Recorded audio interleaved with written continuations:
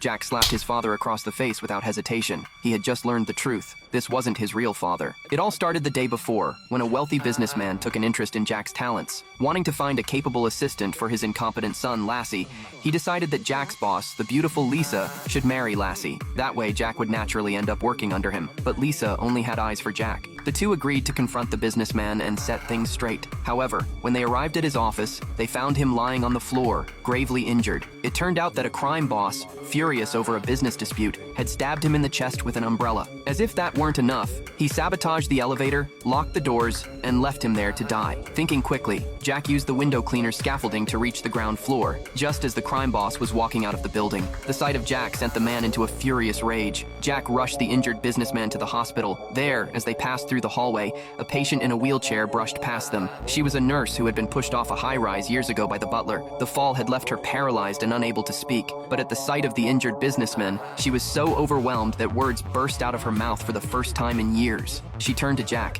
and asked if he was the businessman's son. Jack immediately denied it and pointed to the butler who was just arriving. Seeing this, the nurse's face twisted with emotion, and she finally revealed the truth. Jack's real father wasn't the butler. It was the man he had just rushed into surgery. At long last, the mystery of his past was solved. The nurse, as if relieved of her final burden, passed away peacefully on the spot. Jack stood frozen outside the operating room, struggling to process the revelation. This was his real father. This was the family he was meant to have, and all of it had been stolen from him because of the butler's greed. Yet, despite everything, the butler stood there, rambling on about how rich people were too dramatic, making a fuss over a little injury. Jack had heard enough. Without another word, he swung his hand and smacked him across the face.